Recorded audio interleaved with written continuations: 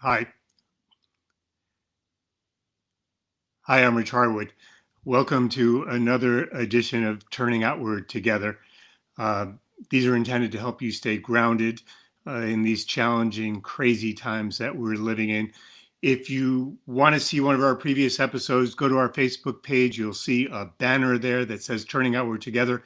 Click it on. You'll see a playlist, and you can get all the previous episodes that have been part of this special series called Turning Outward Together.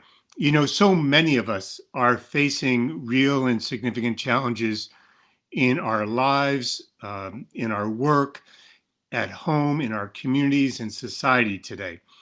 And we're also experiencing so many new opportunities to deal with these challenges. How do we step forward in these times? And so today I want to talk about a special topic, one of my favorite topics to talk about, which is what does it mean to show up for yourself and for others in times like these? Shoot me a message and let me know that you can hear me. I'm glad you're with me today. Let me know where you're calling in from, and here's a question I'd like you to think about as we go through the next 20 minutes or so together. What are you wrestling with in terms of showing up for yourself and for others in these times? Again, my name is Rich Harwood. This is a special edition of Turning Outward Together. Our topic is showing up for yourself and for others today. I've been talking to a lot of people, even just this week, about all the things that are happening to them, that are happening to me, that are happening to you, that are happening to us in these times. I just want to offer three examples of things I've heard. I've heard them more than once. There are kind of patterns in things that I've heard over phone calls and Zoom calls and all sorts of other things, emails. Lots of people I've been talking to have told me that they've been experiencing increasing amounts of fatigue from this pandemic that never seems to end. There is, I think, for all of us, a fatigue that comes along with the growing uncertainty and ambiguity of when this is going to end. Just yesterday, there are headlines in the paper today, just yesterday, was the third highest record of new cases since April of the coronavirus. So our numbers don't seem to be getting better. It's not clear what's going to happen, even amid all these new states opening up.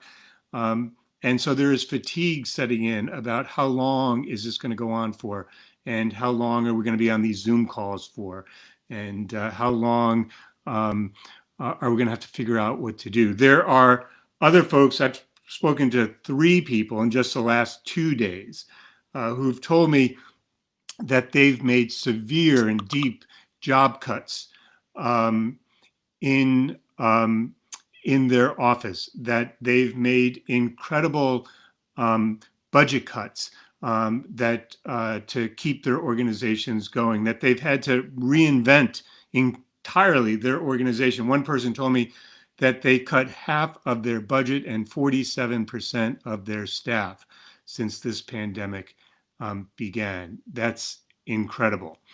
And then there are those of us who are talking about, and I think this is so many people across the country today, so many of us who are talking about systemic racism and injustice in our country. This issue has crystallized in the consciousness of Americans in a way that at least in my lifetime I've never seen. I think in many people's lifetimes they've never seen. This conversation that we need to have creates a lot of churn. It creates a lot of trepidation. There are a lot of tough conversations ahead of us. Just on a public radio interview last week, when I was talking about these different issues, the host said to me, Rich, it sounds like you're talking about that in order to deal with these challenges, the fatigue from the pandemic, the job cuts and organizational changes that people are going through, the systemic racism and injustice conversations that we're going to need to have in this country. that we're going to have to show up. You're talking about showing up in a different kind of way.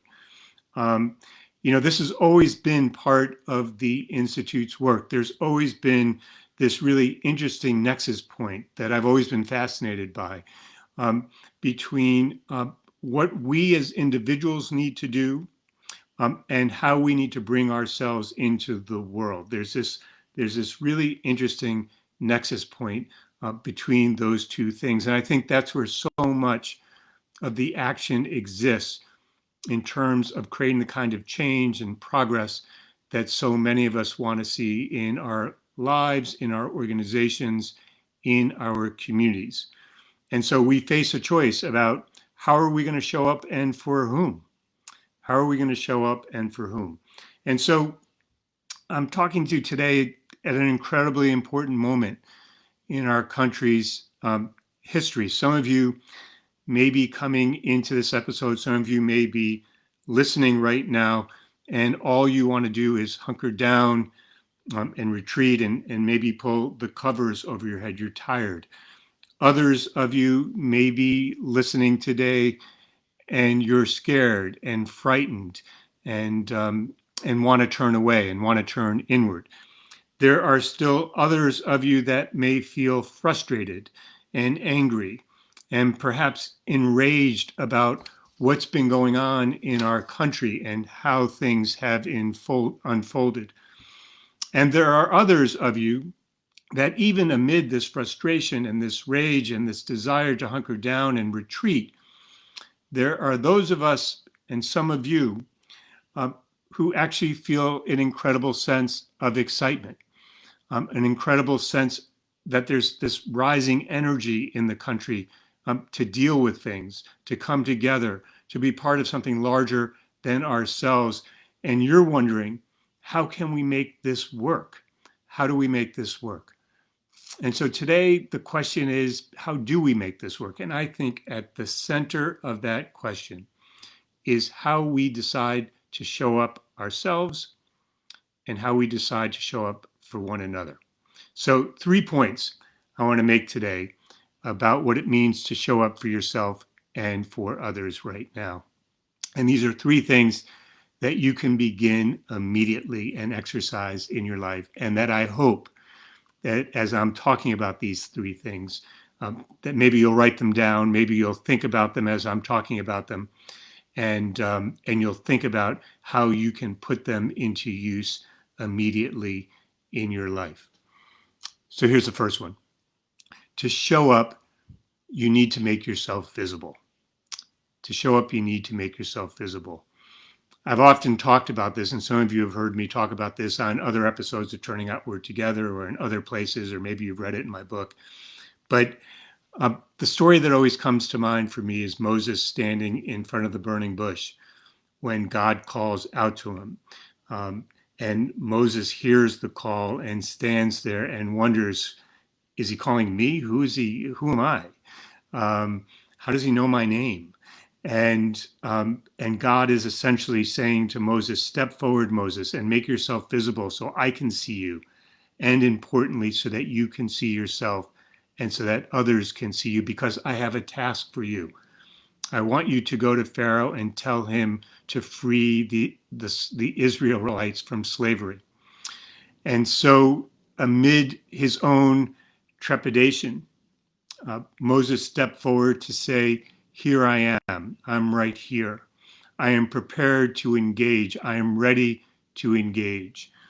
When it comes to issues of race and inequities, of getting things done on your job, the types of challenges I was talking about earlier, you might feel that someone is better at those things than you, that maybe someone is better trained or equipped than you are, that maybe someone is better spoken than you are, that maybe they're more articulate than you.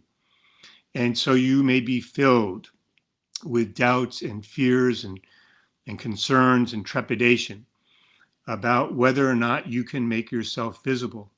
And so often in these moments, we can find ourselves hiding. We can find ourselves obfuscating what needs to be seen. We can find ourselves pretending that we have made ourselves visible, but it's at that very moment. It's at that very moment that you need to step forward and say, here I am right here. I am going to step forward and make myself visible. And not only that, I'm going to lean into what I need to do. And it's a really interesting thing to think about what it means to lean into something. To lean in means to apply yourself, right? To touch the challenge that exists before us, whether it's inequities or systemic racism or the challenges you face in your workplace or the challenges you face in your home, that we need to touch those challenges, lean into them, to be in touch with the challenge that we face. It means when you lean into something that you make the choice to exert yourself, to bring energy to the task that you need to do. This is about you. It's about how you make yourself visible and how you show up in your relationships with others, in your workplace, in your home, in your community, in our society. And it's not simply about you, as I said before, it's about the nexus point between you and these other things, right? So when you make yourself visible, you are saying that I am taking a sense of ownership of what's before me. I am taking a sense of responsibility about what needs to be done. It is an expression when we actually take that step and decide to make ourselves visible. It is an expression, whether we say it out loud or not, doesn't matter. But it is an expression that I simply don't want to be by myself. I want to become part of something larger than myself. I want to be part of the solution that we need to create. I want to make a contribution to how we can move forward and make a better world, a more hopeful society, a more inclusive, equitable, and fair society. It is that you hold the belief that amid these challenges that are before us, that you have something to contribute to helping us move forward. And as you may have heard me say before, and I will say it again here today, that the size of your contribution does not matter. Don't let anyone tell you that it does. What matters is that you have taken the step forward. You are leaning in. You are exerting yourself. You are becoming part of something larger than yourself, and that you have made the choice to make a contribution to helping us move forward. Now, look, I know this can be difficult. I know this can be hard. It is for me on many days. You can feel fatigued. You can feel like you want to give up. You can feel like you want to hunker down or retreat. But for you to show up for others means that you have to show up yourself first. And so I'm asking you today, I'm asking you to make a declaration, that within each of us and to one another, we can show up and be present. So that's number one. To show up, you need to make yourself visible.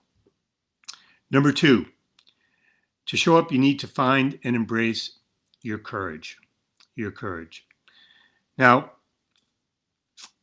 this is something we talk a lot about in our society. There are a lot of self-help books on this. There's a lot of feel-good stories that the news media runs on things like this, and they're good stories, don't get me wrong. But sometimes when we talk about courage, it's a way to inflate our own self-worth. It's a way to position ourselves as being more important than we are. It's a way to embolden ourselves. It's a way to sort of beat our breasts and to have a kind of false bravado. That's not the type of courage I'm talking about. It's not the type of courage I have in mind. It's not the type of courage I think you need or that any of us need to show up. That type of courage, this false bravado, this beating of our breasts, this emboldening ourselves, this sense of false importance, it actually stops us from actually engaging with one another. It stops us from seeing the possibilities for progress. Instead, the courage that I'm talking about is different. The courage I'm talking about is the courage to step forward and make yourself visible and to declare, here I am. It is the courage to decide to work on things, to face reality for what it is, not to get lost in utopian visions, not simply to talk about what you're against, but to articulate where you want to go. It is the kind of courage where you reach out to others, especially to others who may be different from you or may seem to hold differences from you. It is the courage to reach out to people of a different race or creed or heritage or ethnicity and to try to build bridges. It is the courage to reach out across political divisions and find at least some modicum of common ground that we can work on together. It is the courage to listen to one another amid the hurt and sorrow that we may hear when in fact we decide to listen. Courage is to put a stake in the ground so that other people can see what you are for. I remember a good friend, Stacy Stewart, who at the time was president of United Way of America. She's now the president of March of Dimes. And I remember her over and over again when we were working with local United Ways, getting up in front of them and passionately stating and clearly and forcefully saying, look, in your communities, you should put a stake in the ground and everyone in your community should know what your United Way stands for, what you're working on, what you're working toward. That's the kind of courage that we need, the kind of courage that Stacy Stewart was talking about. Now, of course, all of this can give rise to fear within you. And we can't be all things to all people. So you're going to have to make choices about where you put that stake and what you actually stand for. That's what courage is about. And so I know it's easy to feel anxious about the challenges that face us. But if we're serious about facing these challenges, if we're serious about creating a more hopeful, inclusive, equitable, and fair society, then you've got to find a way to rely on your courage. And so I'm asking you today to embrace your commitments, not to sidestep them. I'm asking you today to authentically engage with others. I'm asking you today to put a stake in the ground as best as you can and have the courage to show your face and be visible and to move forward with others. So if the first part of this is to show up, you need to make yourself visible. And the second part is to show up, you need to find and rely on your courage. The third point is this: to show up, you must exercise humility.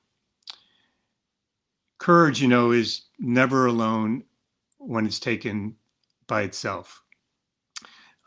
It should never be exercised in isolation. As you know, courage by itself can lead to hubris, it can lead to arrogance, it can lead to blindness, that we know all the answers, that we know everything that needs to be done, that you just need to follow me and we'll all be fine. Humility is one of the most beautiful words, one of the most beautiful notions I know. It reminds us of our vulnerabilities. It reminds us of our limitations. It reminds us, yes, of our fears. It reminds us of our need to connect with others, that none of us can go it alone on our own. It reminds us, importantly, at its core, about what it means to be human, about what it means to be alive, right? What it means to be human. Just think about it. In order to put a stake in the ground, we need humility. Courage isn't enough. Because without humility, how would you know where to put it? How would you know how to listen to others and to take in what they're saying and to consider their point of view and to recognize that you alone don't have all the answers? How would you know without humility to engage with others and that the sorrow that people feel, the hurt that they feel, the systemic racism that they've experienced over generations. Without the humility, how would you understand, or at least try to understand, those experiences so that we could know where to put the stake in the ground? Without humility, how is it that we can open ourselves up, that we can enlarge our hearts and open our eyes and open our ears to other people? Think about it. Without humility, we tend to close down our hearts. We tend to shut our eyes. We tend to put our hands over our ears, pretending that we know everything there is to know, that we've got all the answers, that we know the right path to take all by ourselves. Without humility, it's almost impossible to let go of a solution or an idea that we brought to the table and to recognize that maybe it's not the right idea or the right solution after all. And so to have humility is to be open, it's to be an active learner, it's to be ready to listen. And this is so important right now because, as you know, in so much of our public discourse right now, one of the things that happens in moments like these is that in people's passion, in their emotion, in their belief, in their cause, what happens is that we tend to believe that if people aren't pure, then they're not with us. If people aren't pure, then we can't work with them. If people aren't pure, then they don't share our common cause. In my book, I quote someone who was working in advocacy who said, "I realize I don't have enough humility. As an advocate, it's hard to stop and listen." There's going to come a time when you put that stake in the ground that you're going to realize that it's going to need to move. Maybe because external conditions have changed, like a pandemic, maybe because of financial stress, like we're experiencing today, maybe because there's a new public agenda that, or an old public agenda, but that we need to now deal with, like systemic racism and injustice. And you're going to recognize that your stake is in the wrong place and that you need to pick it up and move it and put it in a new place. Without humility, that's almost impossible to do. St. Augustine once said, "There is something in humility that raises the heart upward." Let me say it again. There is something in humility that raises the heart upward. We need our hearts to rise. We need our vision to rise. We need our ability to work together to rise. And in order for us to raise those things, we need humility. There are many difficult challenges that are before us, many of them personal, and then many of them societal as well. By exercising humility, you are setting up the possibility for more productive and honest conversations. You are setting up the possibility for more effective solutions, and you're setting up the possibility for more meaningful impact. And so today, when it comes to humility, I'm asking you to liberate yourself, to be with others, to connect with others while never losing sight of yourself. So today is about how you show up for yourself and for others, how you make yourself visible, how you find and rely on your courage, and how you exercise humility in doing these things. And so let me just end, as I always do, with my hope for you today. It is that in these challenging times that you stay in good health and stay in good spirits. And as you do, do not turn away from others, but turn toward them so that you can show up for yourself and for others. We need you and we need each other. So thanks again for joining me on another episode of Turning Outward Together. If this episode resonated with you, if it's a message you believe that others should hear, I hope that you'll share it with them and encourage them to listen to it and share it with others in their network. I'll be back in 2 weeks on Wednesday at 4 p.m. for another episode of Turning Outward Together. If you want more information on the Harwood Institute, go to our website, theharwoodinstitute.org. If you haven't already ordered a copy of my new book, Stepping Forward, please go to Amazon and do so. In the meantime, stay healthy, stay well. Thanks for joining me. Thanks so much.